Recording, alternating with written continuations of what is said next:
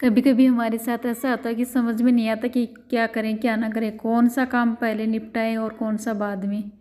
तो मेरे साथ भी आज वही हो रहा है।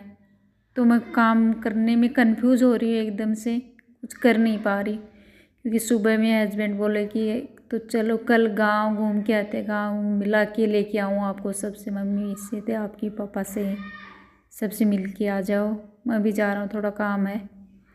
तो सोचा कि भाई अब चलो वो ये भी जा रहे हैं तो मैं भी मिल के आऊँ। मम्मी से कौन, मम्मी पापा से कौन नहीं मिलना चाहेगा, सबको अपने गांव की तो याद आती है। तो उसी चक्कर में मेरा कंफ्यूज हो गया कि मैं कौन क्या पैकिंग करूँ, काम करूँ, कौन सा काम निपटाऊँ। और मुझे आंवले का अचार बनाना था मम्मी के लिए, क्योंकि मम्मी को पसंद है बहुत ज़्यादा। तो मम्मी ने बोला भी था कि थोड़ा आंवले का अचार लेके आना बना के। तो गाँव में उनको टाइम भी नहीं मिलता, और मम्मी की थोड़ी तबीयत भी ठीक नहीं रहती आजकल, इसी वजह से वो नहीं कर पाती हैं। और दो छोटे छोटे बच्चे हैं तो वो भी नहीं करने देते हैं। तो मैं सोची कि वो बना लूँ, तो मैंने उबाल के बॉईल करके थोड़े ठंडा करने को रखा है।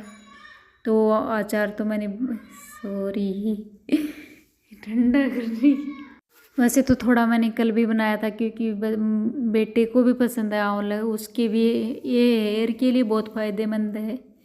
क्योंकि जब हम आंवला किसी भी तरह से यूज करते हैं, आंवले का जूस पियो, चाहे आंवला का मुरब्बा खाओ, आंवले का अचार, कुछ भी खाओ, तो ये हमारी बहुत फ़ायदा करता है।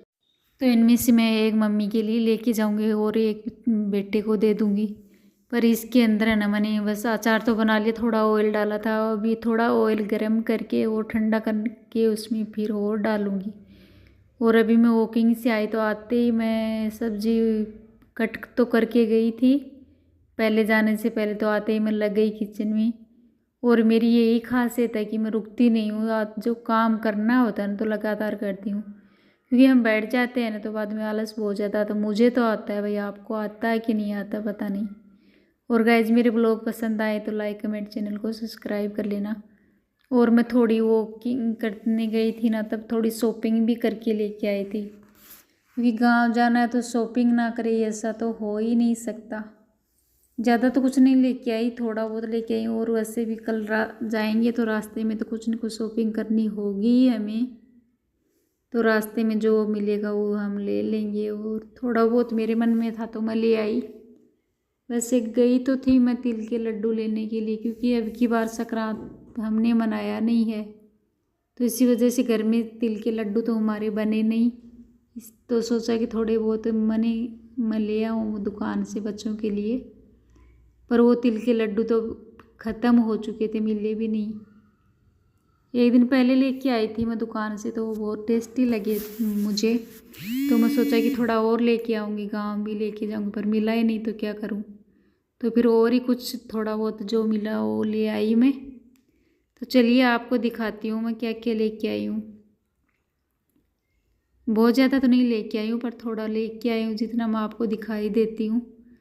तो इसके अंदर है, चलो दिखाती हूँ। दो तीन तो मैं ना वो चक्की का पैकेट लेके आई हूँ। ये चक्की है, पता नहीं, मैंने ट्राई नहीं किया, पहले देखा नहीं, खोला भी नहीं, अंदर से दिख रही है मावा की चक्की है कि शायद पता नहीं कैसी चक्की है, तिल की है कि।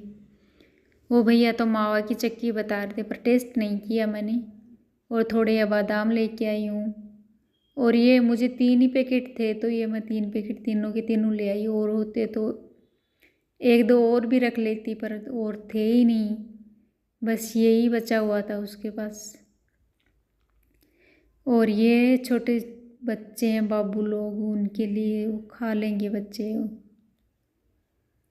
तो ये 3 ही उठा के लिए, मैं सोची 5-7 ले चलूँगी, पर मिले ही नहीं तो क्या करूँ। और ये है लॉलीपॉप, जो कि मेरे छोटे छोटे एक भतीजा, 2 भतीजे और भतीजी हैं, उनको बहुत पसंद आती है। एक चाचा का बेटा है, उसका बेटा है, तो 3 तो हमारे बच्चे हैं, उनको तो लॉलीपॉप चाहिए ही चाहिए। तो उनके लिए, तो बच्चों के लिए तो कुछ न कुछ लेके जाना था। वैसे तो रास्ते में थोड़ी बहुत और करनी पड़ेगी शॉपिंग, इनसे क्या होता है। पर जो मुझे जल्दबाजी में रहती हूँ, वॉकिंग जाती हूँ शाम को, क्योंकि मुझे घर पे काम दिखता है। मैं सोचती हूँ सब्जी बनाऊँगी, कट करूँगी, तो इसमें मुझे टाइम लग जाता है। और दूध वाला भी आने का टाइम हो जाता है ना, तो फिर मैं कुछ ले नहीं पाती, ज़्यादा देर रास्ते में रुक भी नहीं पाती हूँ। और गाइस जब आपको गांव से ही ब्लॉग बनाऊंगी, गांव के ब्लॉग मिलेंगे। और इस अचार में मैंने थोड़ा ऑयल और डाला हुआ है गरम करके, क्योंकि ऊपर तक ऑयल रहेगा ना तो ख़राब नहीं होगा अचार।